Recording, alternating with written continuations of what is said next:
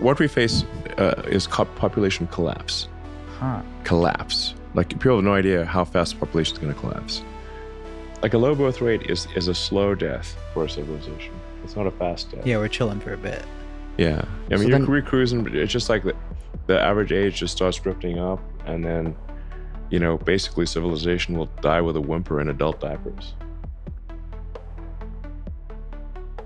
They're calling it the demographic collapse. When we see that fertility is way down, most people assume this means maybe in 10, 20, 30 years, we're going to see a slow tapering off as the economy shrinks, the customer base decreases, but that is not how it's going to happen. It will be, my friends, as they describe it, gradually, then suddenly. We have the story from Hetchering Report. The number of 18-year-olds is about to drop sharply, packing a wallop for colleges and the economy. Elon Musk is correct when he talks about the disaster that's heading for us, and there is no way to stop it. Because this problem started 20 years ago. Millennials, 18 years ago, were supposed to be having kids. This is traditionally how the system operated. And they didn't. When we look at the fertility rate, which is around 1.6 on average, it needs to be 2.1. That number includes individuals who are slightly older who probably already had kids, and not millennials who barely had any. The numbers do not accurately represent reality. They are not breaking down the nuance in what will happen. So let me give you the short version as quickly as I can. There are no 18-year-olds. I mean, there are, don't get me wrong, but there's substantially less. Gen Alpha right now is, Gen Alpha right now is at around 42 million people, 40 million or so. And that is a massive drop off from millennials who should be having children in Gen Alpha. Millennials, there's 71, 72 million. There should be substantially more. Now, when you take a look at the current number of Gen Z, it looks like they're just around at replacement relative to Gen X. Gen Xers and younger boomers were having Gen Z. But the issue is, without 18-year-olds, and this is the key number, specifically this number, you're not going to have college enrollments. You're not going to have a variety of services. And that will cause a rapid collapse. It's not going to be gradual. It is going to be instantaneous. Let me put it this way. If you have one business that sells shoes, everybody going to buy shoes from that one business. Obviously, right? So let's say the economy grows. And now there's 10 times as many people, and there's 10 times as many shoe stores. Still, supply meets demand, each shoe store remains open. But what happens when that population pops overnight? We see a mass decline in the number of individuals who need to buy shoes. It's just hypothetical market scenario. Each store sees, let's call it a 10% decline in sales, but their overhead costs are fixed. So almost simultaneously, they all go out of business. Now, the people who are remaining have nowhere to buy shoes. Of course, then, when they all go to business, there will be a period where people are going to thrift. They're going to find old things. They'll start making their own. That's the depression, the correction. And then eventually someone says, I'm going to start making shoes for other people, and we might see it come back. The problem is you will never see that growth completely because the number of young people collapsing means not that we will get back to our roots. It means there will be a dark ages. It means the system as we know it cannot hold the weight. The infrastructure that we built, it has a fixed cost. Bridges will collapse. Cities will fall apart. I implore you all to go take a look at Gary, Indiana. Not to rag on Gary, Indiana, but when a population leaves an area, and I mean just literally just migrates, you can see what happens. There's abandoned buildings everywhere, abandoned schools. The buildings are falling apart. And it once was hustling and bustling. Now, that's just in migration in this country.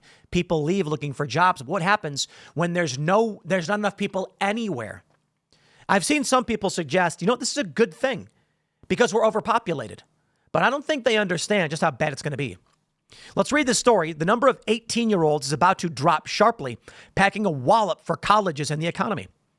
Colleges are going to crumble. They've built up massive infrastructure. They're not going to have enough people to enroll, so they will raise tuition. Then these students will seek out insanely expensive loans thinking they have to go to college, or they just say, this is nuts and I refuse. How then will these universities maintain all of the buildings on their campus? They won't. Maybe they'll try and sell them, liquidate them in some capacity. Who's going to buy them? No one needs the property, especially with digital communications technology on top of a declining population. They're going to say anything else. Pickup trucks and trailers with cars, yawning trunks pulled up to untended lawns in front of buildings. Anything else of value had already been sold by a company that specializes in auctioning off the leftover assets of failed businesses. At least one of the buildings was soon to be demolished altogether. It was red brick walls dumped into its 1921 foundation. This was the unceremonious end of Iowa Wesleyan University, a 181-year-old institution that closed in 2023 after financial losses, due in part to discounts it gave out as it struggled to attract a shrinking pool of students. Let me just add that also you've got get well, go broke going on. So when your school sucks, doesn't give anybody anything, and there ain't enough people to attract, you're in trouble. I suppose the good news is merit will come back, but it'll get dark, indeed. All the things that are mementos of the best 4 years of a lot of people's lives are sold to the highest bidders when a college closes, said Doug Moore, founding partner of a firm that has shut down 4 of them in the last few years. There will soon be many more such scenes. A preponderance of evidence suggests that because the current class of high school seniors is the last before a long decline begins in the number of 18-year-olds, the traditional age of students when they enter college. This so-called demographic cliff has been predicted ever since Americans started having fewer babies at the advent of the Great Recession around the end of 2007. A falling birth rate that has not recovered since, except for a slight blip during COVID. Demographers say it will finally arrive in fall of this year. That's when recruiting offices will begin to confront the long-anticipated drop-off in the number of applicants from among the next class of high school seniors. But the downturn isn't just a problem for universities and colleges. It's a looming crisis for the economy, with fewer graduates eventually coming through the pipeline to fill jobs that require college educations, even as international rivals increase the proportions of their populations with degrees. My friends, we have this article that came out around the same time. You can't stare down reality. Population collapse has begun. The reason why Democrats were largely flooding this country with illegal immigrants, it wasn't necessarily just a cheat. It was because the system is breaking. It is crumbling. Now, Donald Trump's view is we need Americans to have kids, to stay America, to maintain its moral tradition. I largely agree with Donald Trump. Have babies. But it's too late. I'm not saying it's too late to save the country, but at least in the short term, it's too late. Creating a fresh batch of human beings to run a country, it takes 18 years. A little bit longer, actually, maybe around 20 years. And if you want these people to enter peak workforce, 30.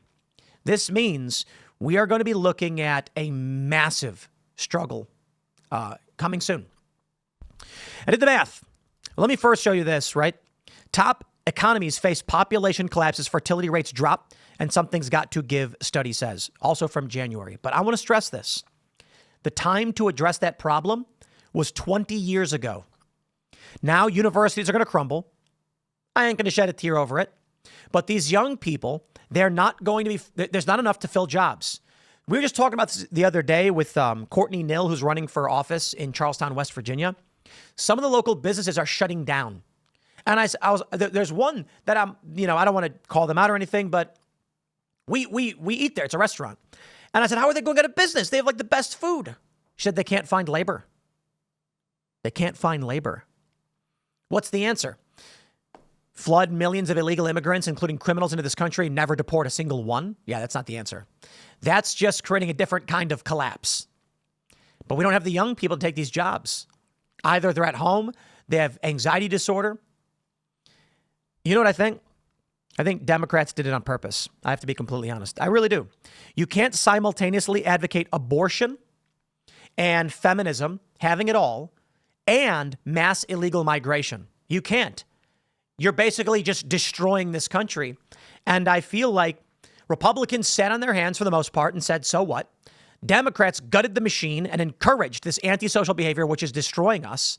And now we're at a point where Democrats are trying to ensure the complete evisceration of this country. I asked ChatGPT, list the generations by date of birth. Interestingly, silent generation is 28 to 45, boomers 46 to 64, Gen X 65 to 80, Gen Y 81 to 96, Gen Z 97 to 2012, and Gen Alpha is 2013 to 2025.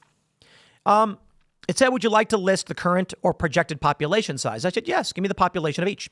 Now, the one thing I found strange is that Gen Alpha is actually only 12 years. It's very short. And they explain this, that Gen Alpha is largely calculated in this way because generation is about technology, culture, and way of life. And technological hurdles are rapidly altering this. That being said, I do think it's fair to break down the math as if Gen Alpha was going to be 15 years or so. But take a look at this. The silent generation as of right now, 2025, is around 20 million. And it's because they're old and dying. Baby boomers are at 69 million. It is down. It used to be a lot more, and they are getting old and they're dying. Gen X is around 65 million, which is kind of shocking considering Gen X is still very alive. Millennials, 72 million. Gen Z, 69. Gen Alpha, which they're projecting to be over, they say around 48 million. Now, I've seen estimates between 40 million and 48 million. That's the high end. So they say, here's what I asked. Considering decline in fertility and current population size, calculate the total population by generation in 2035. Now, the reason I asked this, it's not just that population is shrinking, but fertility rate is going down still. So even though we know that people aren't having babies and the average is about 1.6, we also know that fertility at 1.6 is actually expected to decline to 1.2 maybe in the next few years. It is going to continually decline, meaning you will see a parabolic curve of people without children. As time goes on, less and less people are having kids, so population growth is going to slow more than we realize. We are not taking today's fertility rate and then multiplying it over 10 years. We're taking today's fertility rate and comparing it each year with the projected decline in population and fertility. So take a look at this. The projection is that Gen Alpha is going to wrap with around 50 million people, way down from Gen Z's 70 million or millennials, Gen Y. Now, I will add the number is very stupid and ChatGPT is very dumb. So I want to stress this because it makes no sense that Gen Z actually went up in generation from 10 years prior when Gen Z ended a long time ago.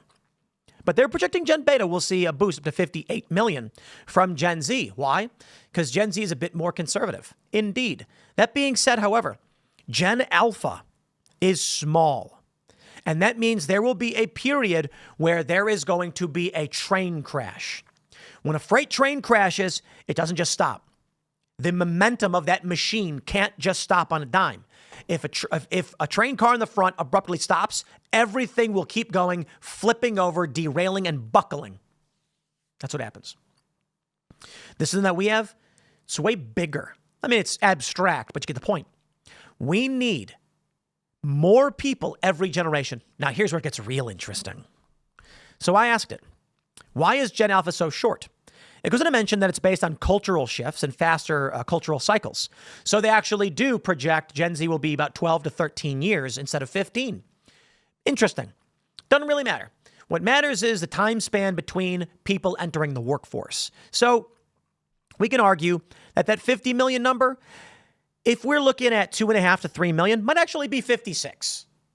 Still really low and still a shortfall. There's Charlestown Races. It's a casino in Charlestown, West Virginia. And they used to have this really awesome restaurant that is like stadium seating indoors, and you can watch the horses order a cheeseburger. That's so fun. It's gone. They don't have it anymore. They do special occasions, but for the most part, it's gone. I asked them why it was. I said, this is so amazing. I would come here every weekend for lunch. Or not lunch because they do the races at night, but I come on Saturday night. We'd have dinner and watch the horses race. Because you bet like $1 on the horse, the funny name, and then it's fun. You watch the race, they take only a couple minutes, and they get good food. They said they couldn't find anybody to do the job. That's it. Nobody wanted to work. They tried rehiring. They couldn't do it. That's crazy. Nobody is around to do the job. Again, this is why Democrats are flooding the country with illegal immigrants. Now, here's what I asked. How many 18-year-olds will there be by year for the next 10 years? And I want to give you the context as it gives it to me, right? Because it doesn't seem that bad.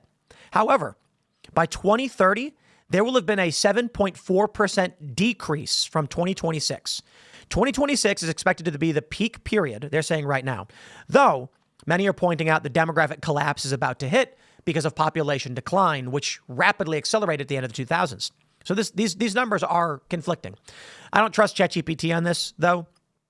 What it does say is we're going to see a general decline substantially. 7.4% is significant. This means small businesses that are already strained for low-skilled labor will be further strained. The demographic cliff, they call it. A significant decline in the number of 18-year-olds projected after 2026, largely attributed to the decrease in birth rates following the financial crisis. We're going to see higher education collapse and regional variations. Now, right now, they're saying you need 2.7 workers each for Social Security benefits in the United States. In 1960, it was 5.1. Benefits actually made sense. The system was designed for a much larger amount of workers. It's projected to fall by about 2.3 in 2035. So I asked, what will happen?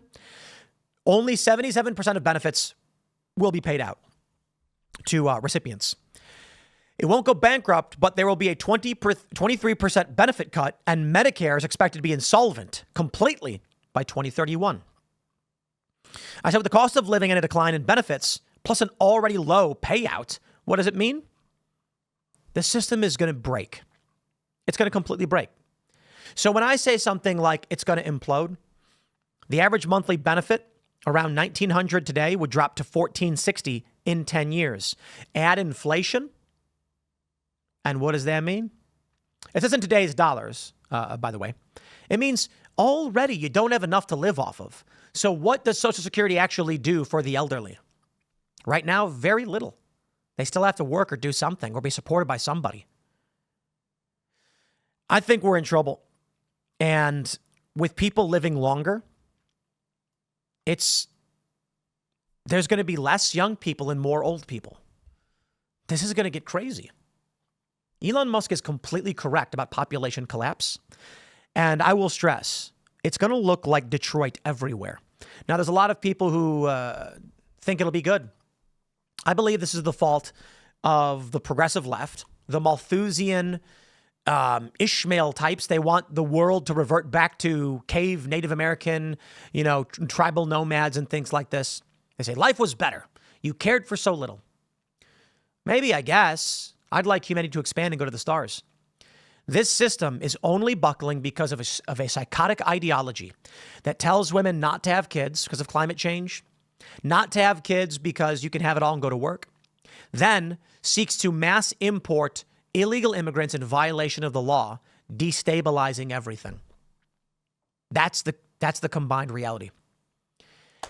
I could talk on this subject for a million years, so I'm going to wrap it up because we got to, keep working throughout the morning. But I'll have more segments for you coming up. Stay tuned. Thanks for hanging out. Follow me on X and Instagram at Timcast, and we'll see y'all then.